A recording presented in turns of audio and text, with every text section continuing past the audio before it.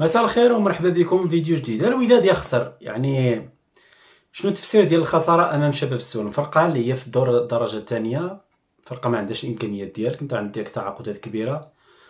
بصح هادشي تاع ودي عادي، ممكن نخسروا ممكن نربحوا نتعادلوا، خصنا غير نستافدوا. ولكن واش الودي حنا ما كنربحوش فيه، ما ناخذوش فيه مثلا بطولات؟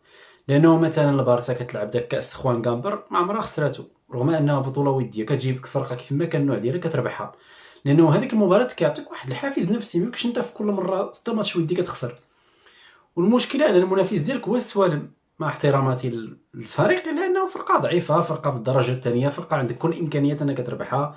كون لعبتي مع المغرب فاسي وكان حاضر الجمهور نقولوا ما كاين باس، انت كتجرب وكتولف اللعابه ديالك الضغط. لكن شنو هو الضغط؟ نوع الضغط اللي كان اليوم ما كان حتى شي ضغط. الفرقه عندها مشاكل فنيه، والمشاكل الفنيه راها كتبان من دابا، والمفروض ان المدرب يعالجها، والمدرب والطاقم التقني خصهم يعالجوا هاد المشاكل قبل ما ندخلوا في الدوري. لان دخلنا في الدوري درتي بحال هاد البيرفورمانس هادي، كون اكيد انك غتسالي مره اخرى في المركز الثالث ولا الرابع. لانه الوداد هذه فرقه كبيره، راه فرقه كبيره، اكيد انها ما غاديش تخسر لدرجه انها تكون في المركز العاشر و20 وهذا. ولكن المشكله ديال الفرقه الكبيره انها ملي ما كتطلعش النيفو ديالها، شنو تيوقع لها؟ كتبقى في وسط الترتيب 4 5 3، ماشي هذه هي الوداد اللي بغينا. ولهذا البيرفورمانس بعض اللاعبين اللي شفتهم اليوم انا في الوداد المفروض خصهم يلعبوا مع الفريق الثاني. يعني واحد بحال العلالي مع احتراماتي ليه، هذاك اللاعب باقي صغير، ما عندوش امكانيات يلعب مع الفريق الاول، ما عندوش الامكانيات، باقي صغير. اولا سيفتو بريتي، شحال ديال الامكانيات فري كتعطي الفرصه للشباب. ولكن هاد الشباب الا ما بينش الامكانيات ديالو، ماشي انا ندخلو من اجل فقط اعطاء الفرصه تعطى لشي واحد اللي كيستحق. الحاجه الاولى. الحاجه الثانيه، خاص المدرب يستقر على التشكيله، ونشوفوا الميكانيزمات ديالنا في وسط الميدان، على مستوى الاظهره، على مستوى الدفاع، على مستوى الهجوم. نشوفوا العقم الهجومي اللي كان في الشوط الاول فرص كثيره كتجي الوداد وكيضيعها، شنو التفسير ديالها؟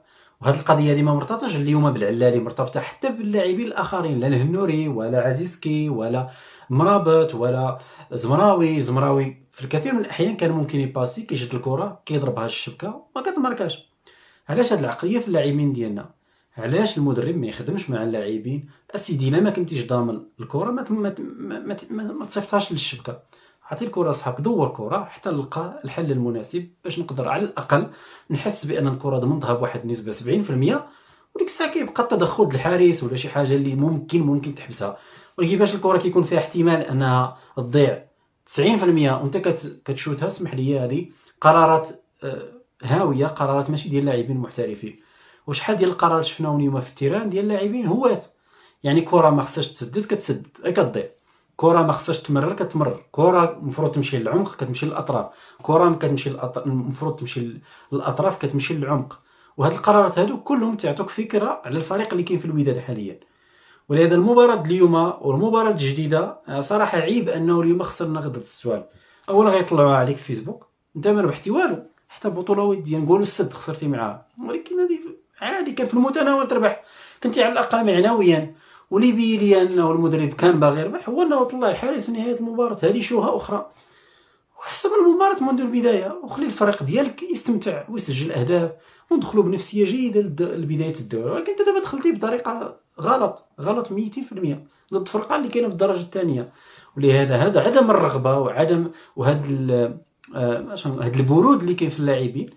للاسف انا كنتمنى ما ينتقلش للدوري، لانه الدورات الاولى الا كان هذا البرود هذا كون اكيد انك غتفقد نقاط، ولا فقدتي نقاط راه سالينا، لان المنافسين ديالك واجدين اكثر منك، الجيش واجد اكثر منك، الرجاء راك شفتوا الناس باغينها كاع اصلا تاخذ الدوري، وبركان راه بلا ما نتكلموا عليها.